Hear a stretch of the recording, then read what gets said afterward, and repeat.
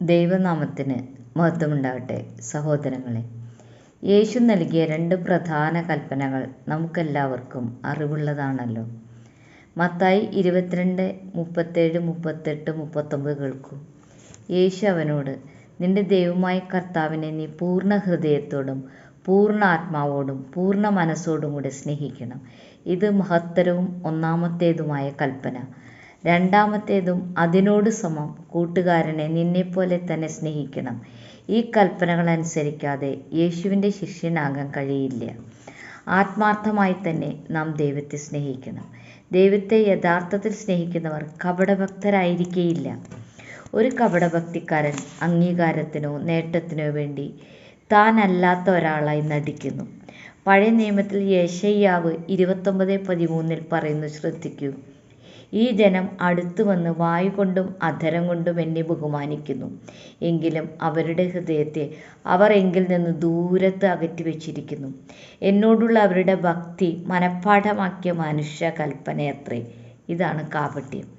അവരുടെ അധരം ദൈവത്തെ സ്തുതിക്കുന്നു, ഹൃദയമാകട്ടെ ലോകത്തിൻ്റെ മറ്റു പല കാര്യങ്ങളിലും ഉടക്കിക്കിടക്കുന്നതിനാൽ അവർക്ക് ആത്മാർത്ഥതയോടെ ദൈവത്തിൻ്റെ അടുത്ത് നിൽക്കാനാകുന്നില്ല.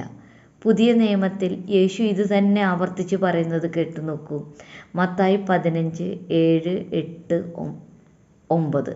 കപടഭക്തിക്കാരെ, നിങ്ങളെക്കുറിച്ച് യെശയ്യാവ്, ഈ ജനം അധരം കൊണ്ട് എന്നെ ബഹുമാനിക്കുന്നുവെങ്കിലും അവരുടെ ഹൃദയം എന്നെ വിട്ട് അകന്നിരിക്കുന്നു. മനുഷ്യകൽപ്പനകളെ അവരുടെ ഉപദേശങ്ങളായി പഠിപ്പിക്കുന്നത് കൊണ്ട് അവർ എന്നെ വ്യർത്ഥമായി ആരാധിക്കുന്നു എന്നിങ്ങനെ പ്രവചിച്ചിരിക്കുന്നത് ഒത്തിരിക്കുന്നു. യേശു തൻ്റെ പരസ്യ ജീവിതകാലത്ത് മനുഷ്യരുമായി ഇടപെട്ടപ്പോൾ കുറച്ചു പേരോട് മാത്രമേ ദേഷ്യപ്പെട്ടതായി കാണുന്നുള്ളൂ. ദേവാലയത്തിൽ കച്ചവടത്തിന് ഇരുന്നവരെ ചാട്ടവാറുണ്ടാക്കി ഓടിച്ചു. പിന്നെ കാണുന്നത് ഈ കപടഭക്തിക്കാരോടാണ്. മത്തായി 23, 27, 33 വായിച്ചാൽ കപടനാട്യക്കാരെ യേശു വെള്ള തേച്ച കല്ലറകൾ, സർപ്പങ്ങൾ, അണലി സന്തതികൾ എന്നൊക്കെ വിളിക്കുന്നതായി കാണാം. റോമർ 10:3 പറയുന്നു, അവർ ദൈവത്തിൻ്റെ നീതി അറിയാതെ സ്വന്തം നീതി സ്ഥാപിക്കാൻ അന്വേഷിച്ചതുകൊണ്ട് ദൈവത്തിൻ്റെ നീതിക്ക് കീഴ്പ്പെട്ടില്ല എന്ന്. മത്തായി 7:5 യേശു കപടഭക്തിക്കാരോട് പറയുന്നത് കേൾക്കൂ. കപടഭക്തിക്കാരാ, ആദ്യം സ്വന്തം കണ്ണിൽ നിന്ന് തടിക്കഷ്ണം എടുത്ത് കളയുക, പിന്നെ സഹോദരൻ്റെ കണ്ണിൽ നിന്ന് കരടെടുത്ത് കളയുവാൻ വ്യക്തമായി കാണും. കപടഭക്തിക്കാരൻ മറ്റുള്ളവരുടെ കുറവുകൾ കണ്ടെത്തുകയും വിമർശിക്കുകയും കുറ്റപ്പെടുത്തുകയും ചെയ്യും. സ്വന്തം ജീവിതത്തിൽ വിമർശിക്കുന്നവനേക്കാൾ കുഴപ്പങ്ങൾ ഉണ്ടായിരിക്കും, സ്വന്തം കാര്യം ഗൗനിക്കുന്നില്ല.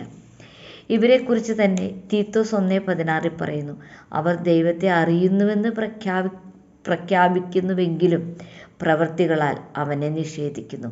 അവർ അറപ്പുളവാക്കുന്നവരും അനുസരണം കെട്ടവരും യാതൊരു നല്ല കാര്യത്തിനും കൊള്ളരുതാത്തവരുമാകുന്നു. മത്തായി 7:15 ഇവരെ യേശു ആട്ടിൻവേഷം ധരിച്ച ചെന്നായ്ക്കൾ എന്ന് പറയുന്നു. ഇത്രയ്ക്ക് രൂക്ഷമായ വാക്കുകൾ മറ്റൊരിടത്തും യേശു പറഞ്ഞതായി കാണുന്നില്ല.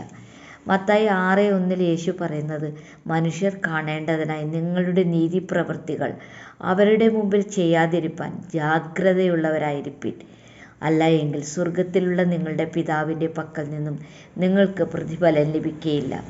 സഹോദരങ്ങളെ, ദൈവമക്കൾ എന്ന നിലയിൽ നാം വിശുദ്ധിക്ക് വേണ്ടി വിളിക്കപ്പെട്ടവരാണ്. അകമേയൊന്ന് പുറമേ മറ്റൊന്ന് എന്ന രീതിയിൽ നാം പെരുമാറുന്നത് നല്ലതല്ല. ലാഭം, പ്രശസ്തി, പണം, അംഗീകാരം ഇത്യാദി ലക്ഷ്യങ്ങൾ ഉപയോഗിച്ച് ദൈവത്തോട് പറ്റിച്ചേർന്നാൽ ഇതെല്ലാം താനേ വന്നുകൊള്ളും. ഈ വചനങ്ങൾ സ്വീകരിക്കാൻ പരിശുദ്ധാത്മാവ് സഹായിക്കട്ടെ. ദൈവമേവരെയും സമൃദ്ധമായി അനുഗ്രഹിക്കട്ടെ.